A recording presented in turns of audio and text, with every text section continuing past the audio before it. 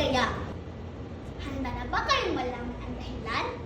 Tara na at kilalanin natin si Maria at Langgana na laging nawawala ng tubig. Si Maria at ang Langganang hindi mapuno. Sa isang maliit na bahay, nakatira ang masayahing bata na si Maria. Sa kanyang bakuran ay meron siyang mga alagang hayop. Ang dalawang baka, 3 bibi, at isang baboy. Isang araw, napag-isipan ni Maria na maligo ng maaga dahil sa sobrang init ng panahon. Kumuha siya ng malaking langgana at natikip ng pabalik-balik sa gripo. Nakatingin sa kanya ang 2 baka na hingal sa uhaw.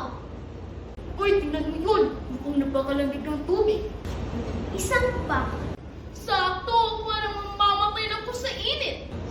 na isa at sabay nilang nilagok ang malamig na tubig sa langgana. Sa kanyang pagpalit, napakamot na lang sa ulo si Maria nang makitang inubos ng 2 baka ang kanyang inigib. Ay naku! Inubos niyo talaga ang panligo ko! Sabi ni Maria. At ako nagsitakbuhan ang 2 baka. Sa pangalawang pagkakataon, nagigib na naman siya pabalik-balik para mapuno. Ngunit, ang 3 bibi ay sabik na sabik na nakatitig sa malamig na tubig. Kwak-kwak! Ang sarap at tapisaw sa munting lawa! Sabi ng isa sa kanila. Ako nila ang malaking langgana. Oo nga! Tara! Sabay-sabay silang tumalon at masayang naligo sa malamig na tubig.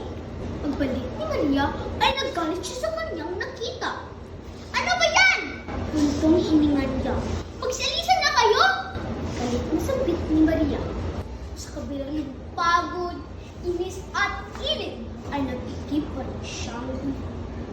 Sa pangalawang pagkakataon, nang malapit na mapuno ang langgana, ay biglang sumingit ang matabang baboy. Woohoo! Ako naman! Isang malakas na lindag lang at nawala na parang wala ang tubig sa langgana. Napatulala na lang si Maria. Ramdam niyang bigat ng braso sa pabalik-balik ng pag-iigib. At matak ang mga luha niya sa kanyang pisngi. Gusto niyang sumigaw at magkalit.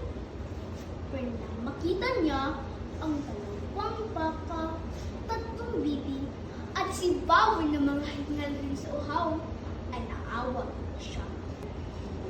Siguro, hindi lang ako ang nauuhaw at nangangailangan ng lamig. Uli ni Maria sa sarili. Nakita at narinig ng mahayop ang iyak ni Maria. Mga kaibigan! Sigaw na baka. Masyadong napagod ito natin si Maria. Oo nga, kawawa naman siya. Sagot ng matibig.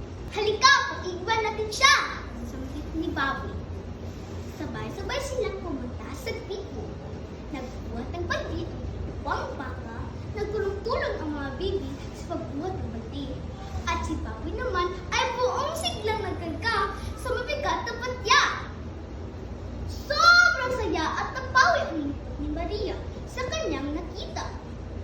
Salamat mga kaibigan! Ni Maria. Sa init ng panahon, alam ko kailangan niyo rin ng tubig. Salamat sa inyong pagtutulungan. Sabay-sabay silang tumakisaw sa pleskong tubig at mas lalong uminit pa ang kanilang samahan. At dyan nagtatapos ang kwento ni Maria at ang langganang hindi mapuno. Kaya mga kaibigan, tandaan, ang tubig ay ating kayamanan. Kailangan po ng tao, hayop at buong kalikasan. Kaya huwag sayangin kailanman.